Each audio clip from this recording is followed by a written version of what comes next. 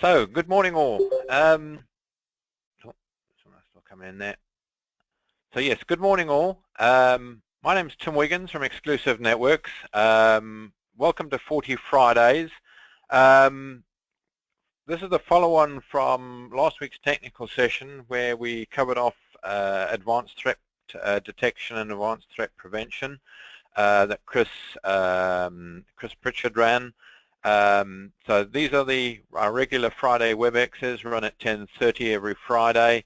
The next week's Friday's technical session is on the FortiMail and FortiAuthenticator. So please do let your technical teams and your technical guys know about the WebEx next Friday. Chris will be covering that off in a bit more detail. Followed by the week Friday the 26th, where we will be specifically covering FortiMail and again the FortiAuthenticator from a sales perspective as well. So as I said, please do let your technical teams know about the technical sessions that we're running as well as the rest of your sales teams know about the sales sessions too. They're here for you, here for your benefit, and to hopefully help you understand a little bit more around Fortinet and the Fortinet products and offerings.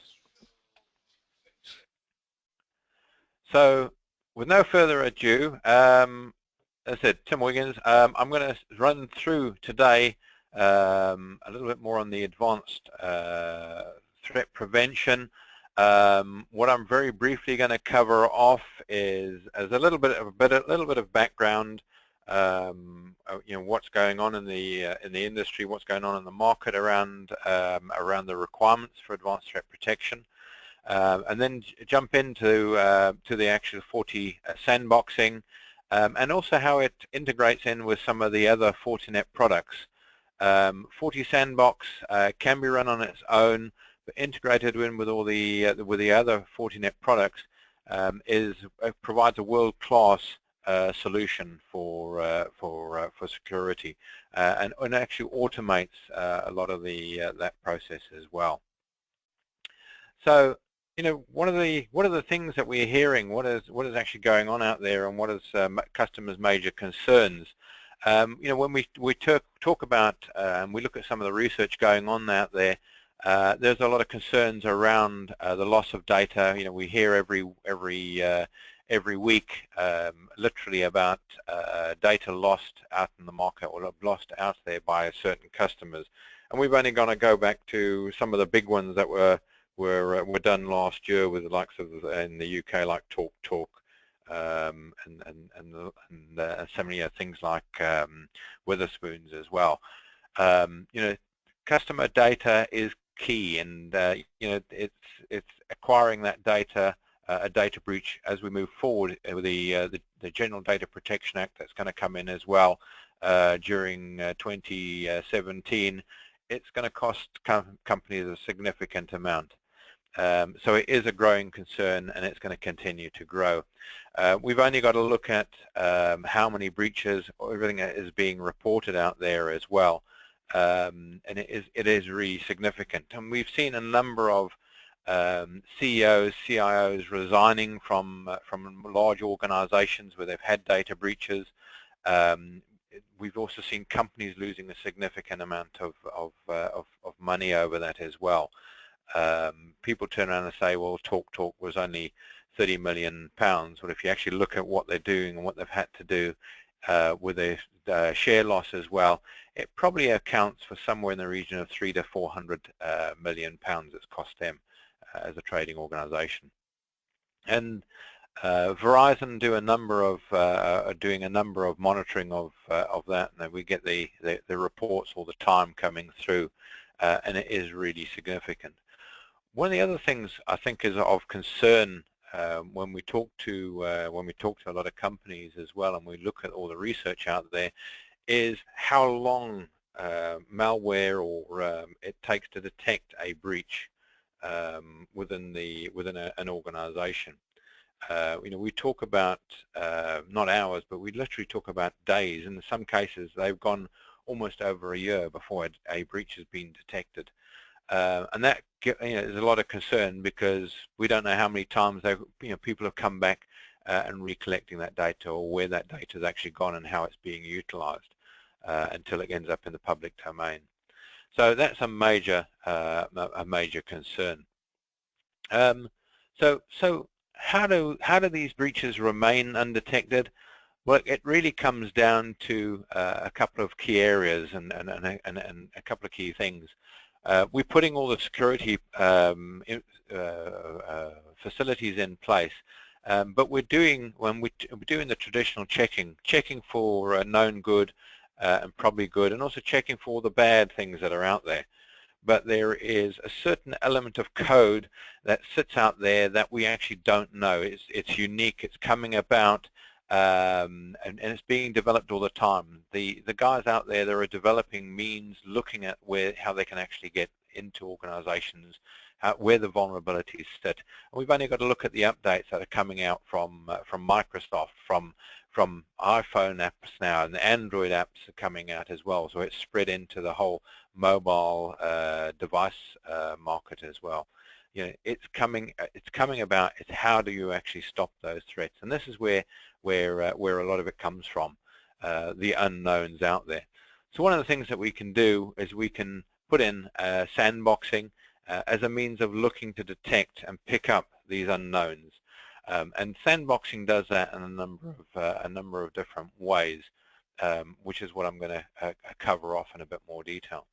But one of the things that's also been asked is, does sandboxing really work? All the vendors, or certain vendors out there, they talk about sandboxing, they talk about advanced threat protection, and that, but does it really work out there? And how, what information are people getting from their sandboxing solutions out there? And I think it is, when you look at the information that's coming out, it is extremely useful. It means that organizations can react to certain things. They can also go in and start investigating stuff further, and actually closing some of the loops and the holes up. And again, we've got activity going on with certain software development organizations, Microsoft and their bug bounty. All these guys are looking at how they can actually protect it. But it's also around looking at what the information that comes out from some of these sandboxing systems. And sandboxing is not new to Fortinet. Fortinet have had sandboxing capabilities going back to 2002, 2001, 2002. All they've now done is taken that, developed it, enhanced it, and commercialized that capability. And when you look at it, there's no organizations.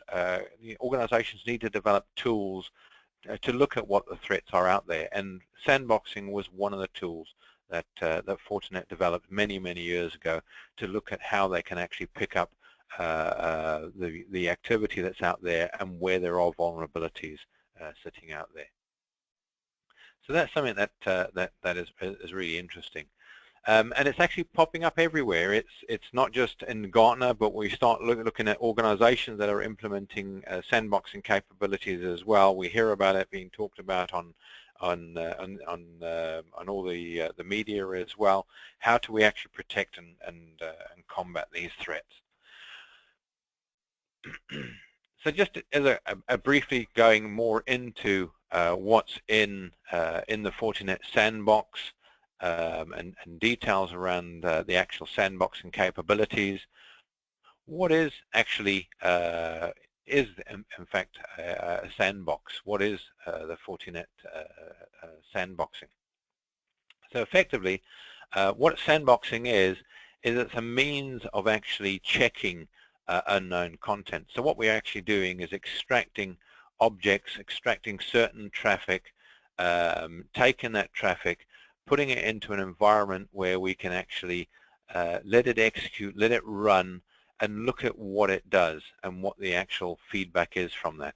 So we're extracting that data, putting it into a specific set of environments, analyzing its real-time operation, analyzing what it's actually doing within the environment that it's running, Okay, and it could be running in a Windows, Mac environment. It could be an Office type document, PDF type document, and looking at what that actual a piece of information does, what that actual object does, and based on certain things on it, turn around and changing certain things within or certain aspects within a machine or an operating environment, such as a registry, such as going out and trying to access certain things that it's not expected to be accessing, trying to go out back onto and access network resources, go back out to the internet to download additional components. We can actually turn around and take that and give it a risk rating, and that allows us to make certain decisions on what we want to do with that object or with that piece of traffic as well. So we're actually looking at how we can detect the actual object, looking at what it is, and assessing it based on a low, medium, or high risk rating, and that way we can then isolate or limit what that piece of traffic can do. It consists of several components. We talk about different modes of operation as well, so we can actually put sandboxing simply on a span port and just do it in sniffer mode, where it's just monitoring traffic coming through. We can actually look at manual submissions where we're taking data or objects and actually pushing it up into the sandbox area as well. And then we can also look at how we integrate that in with our existing security infrastructure, be that a FortiGuard or FortiGate firewall. It could be FortiWeb, Mail. It could be a third-party product. We could actually be integrating sandboxing on the side of someone else's security offering, someone else's firewall, or someone else's product out there that they're actually using to detect threats out there as well. So there's a number of different means of integrating it. The key components within that is, we look at the data traffic or the object coming in. We can do some pre-filtering, so we can actually detect or check: is it known? Is it safe? Are we comfortable with what this object is? And we can do some initial checking of that. We can do that with an AV pre-filter. Is it something that we've already detected and we've actually put some additional signatures or signature patterns in place? Is there something that's already been submitted into sandboxing or into be sandboxed as well? So we can actually do file queries as part of that as well. So has this object already been created? Is there already a signature for this object, and is it already being sandboxed through someone else within the Fortinet infrastructure? What we can then do is take that object and actually run it as a full code emulation, see what it actually does, what is it actually going to change, and examine the whole life cycle of it. So what is all the steps that it does when it actually executes? And also, does it do anything else out of the ordinary? Does it turn around and, as I said, go out and start accessing certain things on the internet? And then the final part of all that as well is actually providing all the feedback into that, providing the intelligence sharing, and putting that back into the whole security infrastructure. So again, working with FortiGuard labs, updating the AV filters, providing responses and providing details back on what that actual object is and the potential threats out there. So when we look at it, what does it actually tell us? What do we get back on the sandboxing? So, and I'm going to talk a bit around where the sandboxing actually fits as well. So what do we actually get back is we actually get back feedback on the actual the items that are being fed in, what the actual behavior is of that sandbox, where it actually has, what it's actually done, has it modified files, has it deleted anything, what are the individual components that it's actually done. And I think that's quite important when you look at where the sandboxing is and in terms of the feedback that you get from the sandboxing services. The sandbox has been independently validated. through a number of different areas. So the NSS Labs guys have done the verification of sandboxing. The sandbox itself as a freestanding sandbox was how it was originally done. So they've actually taken it as a freestanding sandbox and sent objects up to that sandbox to determine whether it can actually pick up all the different types of exploits that are out there. However, sandboxing shouldn't be actually implemented or used on its own, and it is important that people use it and look at how they can utilize sandboxing integrated in with their other services as well.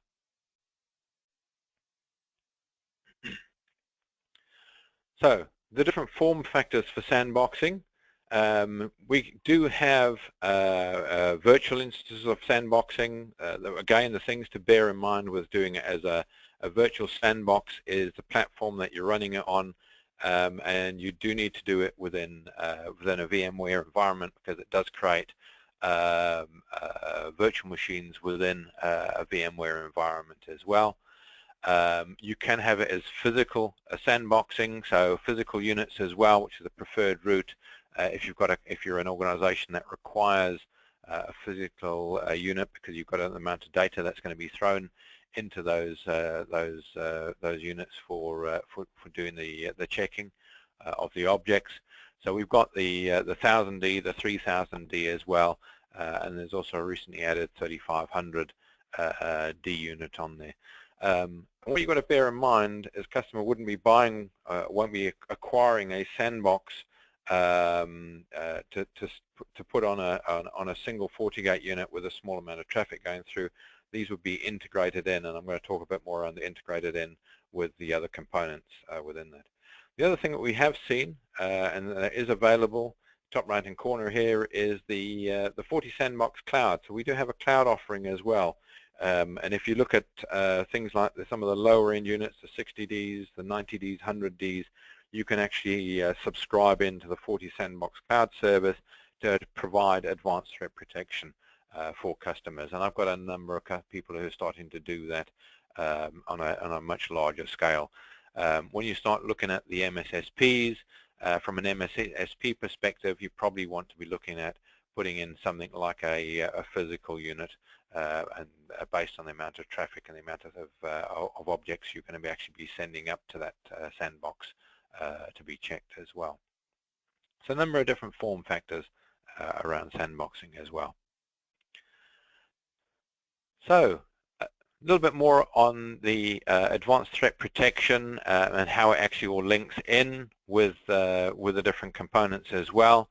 So I think one of the things that people always say is, well, FortiSandbox, it's another device, it's something else we have to add into our network, something else we have to manage.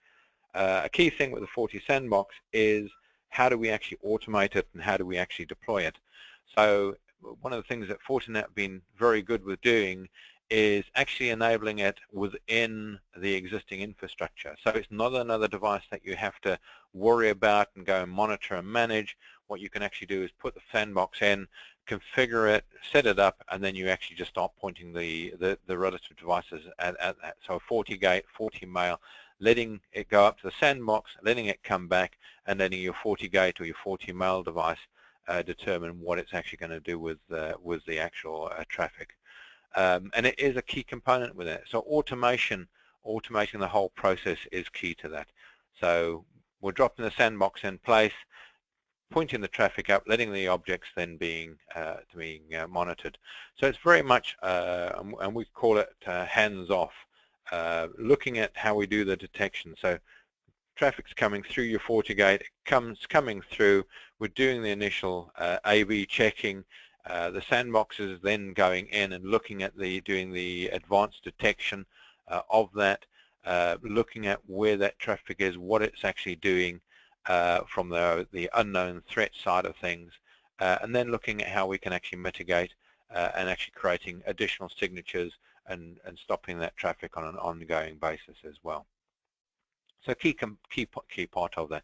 So as I said, it's all about protecting and limiting the requirement to get involved in managing a different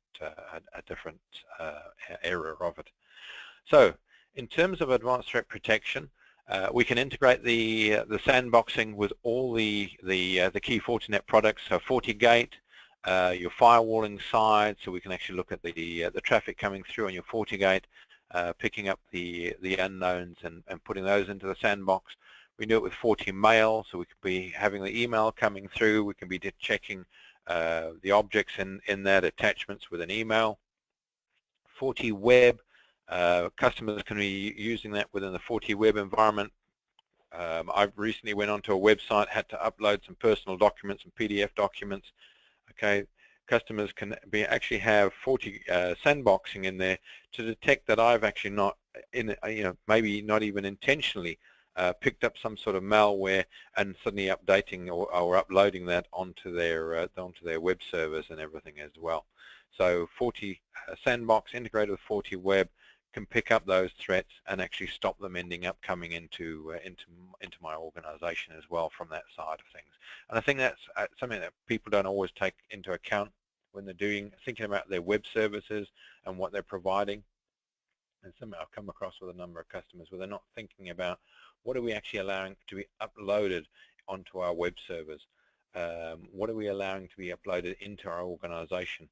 I've come across organizations that do things like printing services, have a large set of servers allowing people to download documents or upload documents, I should say, onto their servers, layouts, mapping for magazines, and then printing them. They could potentially be actually uploading documents containing malware in them and that type of thing as well. So that could actually compromise them as an organization.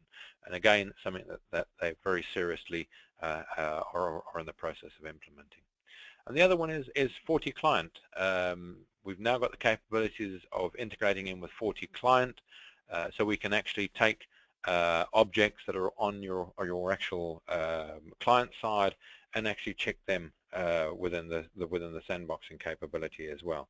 So someone's got a file that they upload onto their client while they're out of the office, or they plug a USB stick in.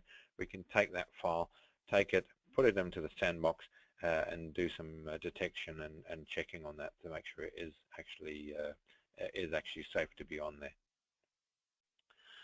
And based on that, the actual FortiSandbox will actually do the payload analysis, as I said, and it will do all the reporting back in there. And their whole intention is to identify the unknown, prevent threats coming into the organizations, and minimizing the impact of that as well. So very briefly, it integrates in with a FortiGate unit as well. So what we do is you literally take the FortiGate unit, you configure it for it to point to the sandbox, and the objects coming through are taken and pushed into the sandbox and allowed to execute. And the sandboxing itself returns back, as I said, a risk rating based on that, and the decision can then be made what to do with that information. So we can do things like quarantining, blocking the traffic if it's coming through at a certain period in time, and actually mitigating the risk within the organization. And we can also obviously do all the correct reporting and making administrators aware that something has actually happened within the actual database as well, and within their own systems. And that doesn't just cover it for the own infrastructure, but we also now got the capabilities of doing it for mobile-based malware as well. And there is a full set within the actual FortiGate of mobile malware-based services too. I mentioned briefly about FortiWeb. So again, FortiWeb provides a full web application firewall, protecting customers from the likes of the OWASP top 10, helps people in terms of meeting the requirements for PCI as well. And within the FortiWeb, it does have within it an application layer, layer 7 DDoS mitigation service as well. So DDoS type threats or DDoS type attacks that are trying to exhaust server resources. So things like disk I/O, CPU utilization, DDoS attacks that are not volumetric, so that what they're doing is having a specific DDoS threat that is looking to target the actual specific server. And there's some very clever software out there. I was in a school in Scotland, and a young 14-year-old downloaded a botnet.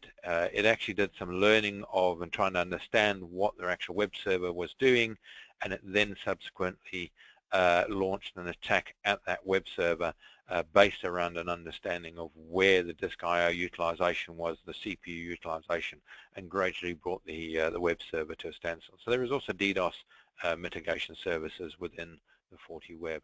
But a key thing here with the Sandbox integration as well with FortiWeb is actually looking at where the threats are coming from.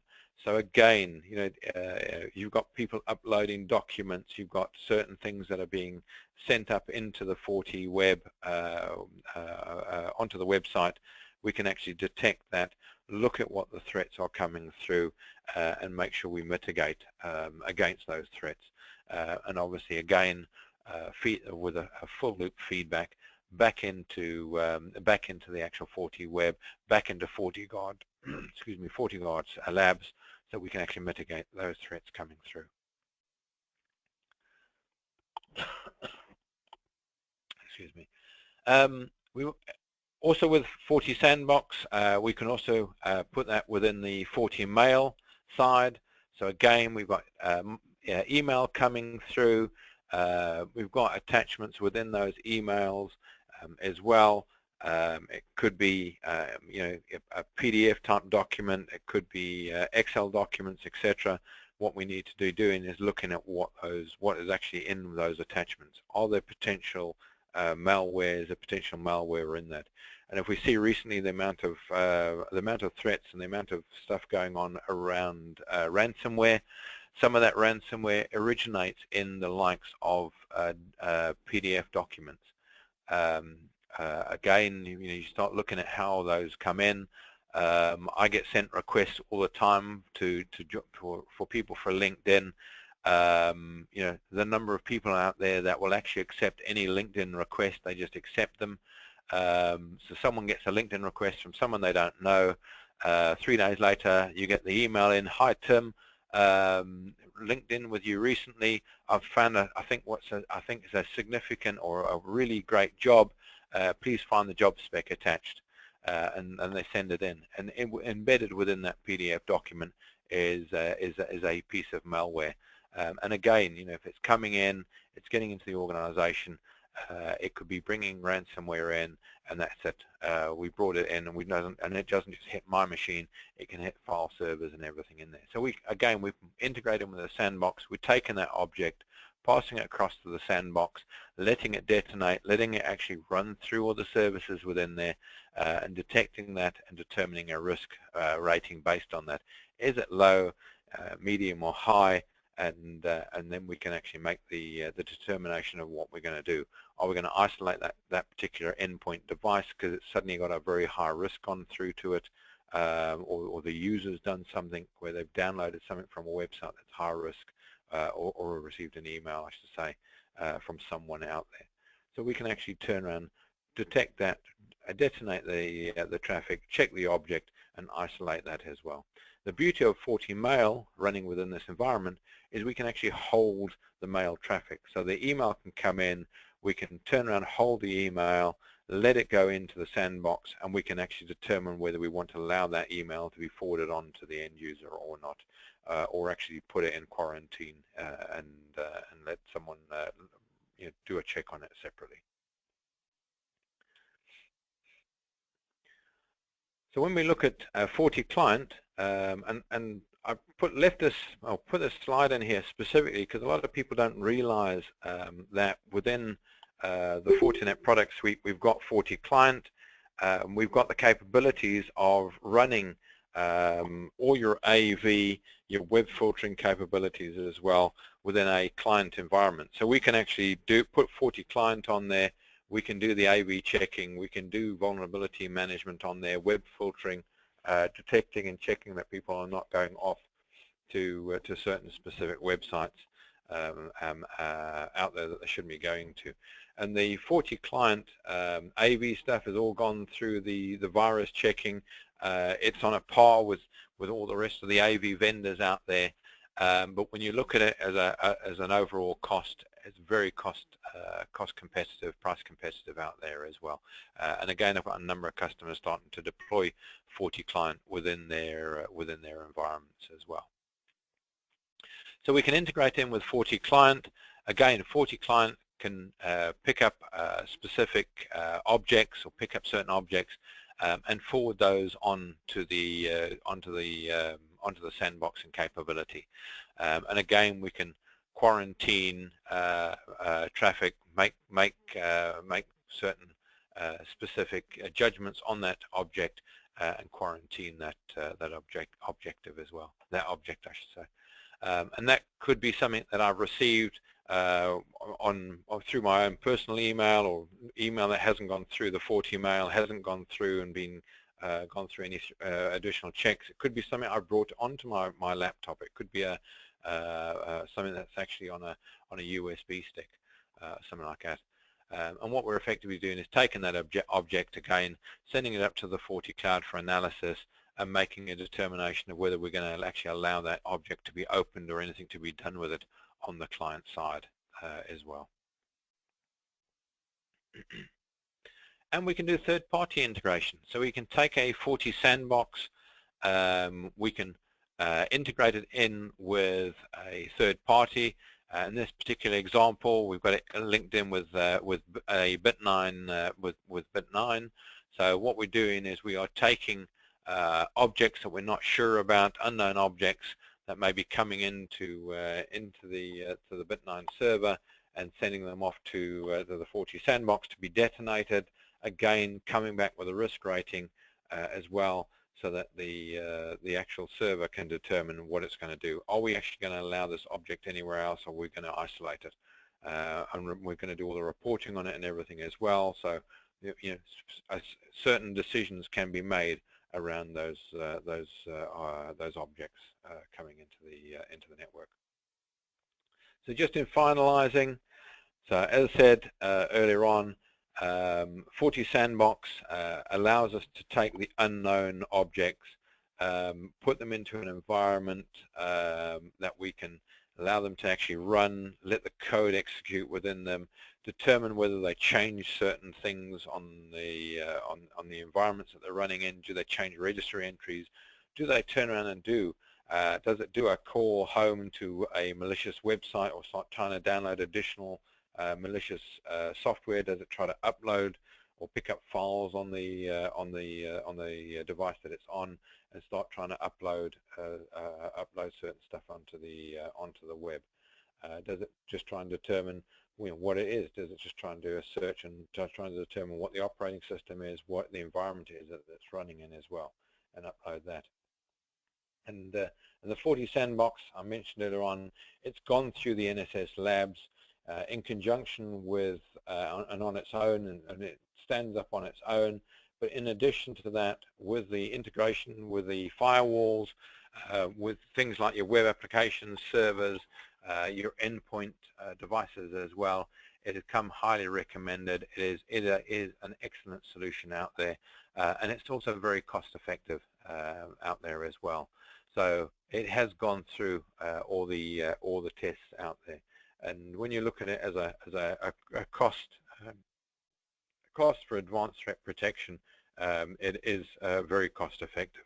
And I mentioned earlier on about the cloud-based. If you've got a customer that's got 100D, they can actually do advanced threat protection utilizing the cloud-based sandboxing service as well. So they can actually don't have to install a sandbox. All they turn around and do is subscribe to the service.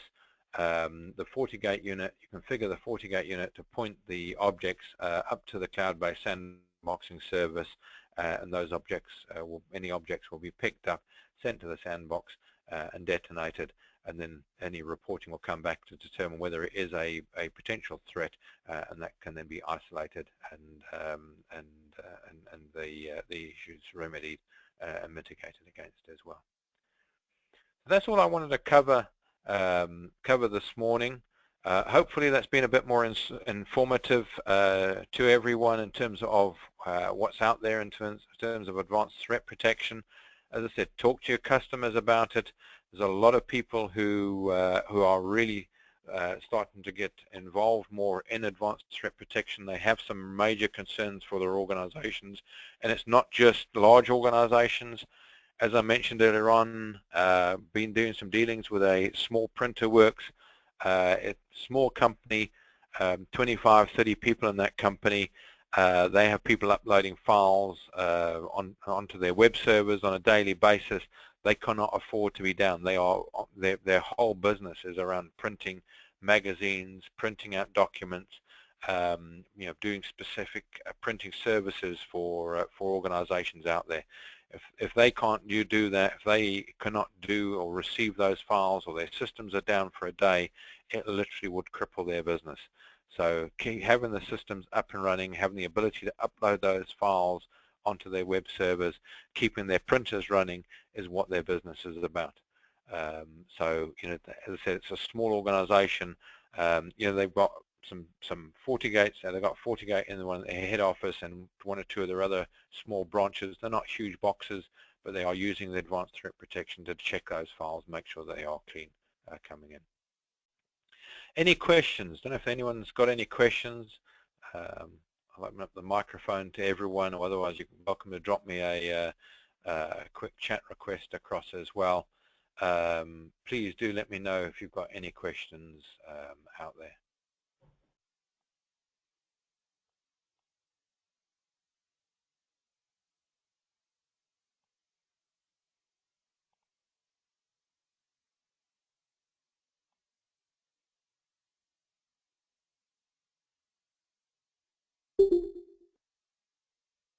Got a question here. If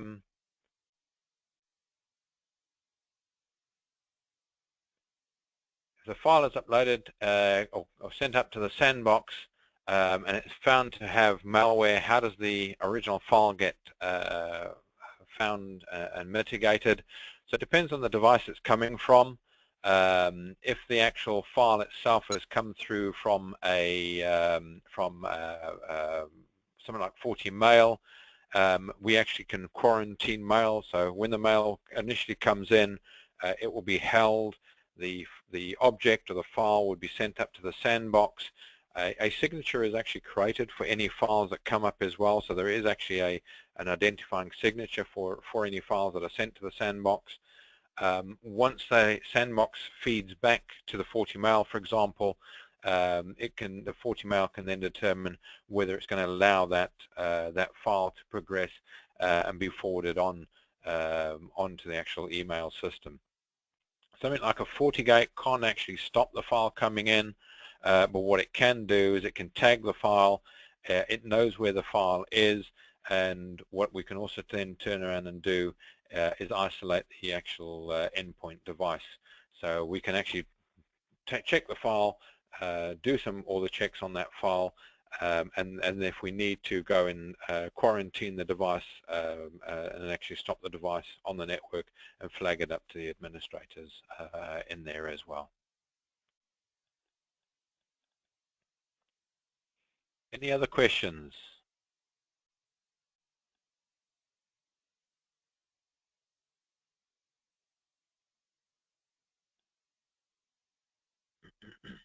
As I said, I hope that's been informative.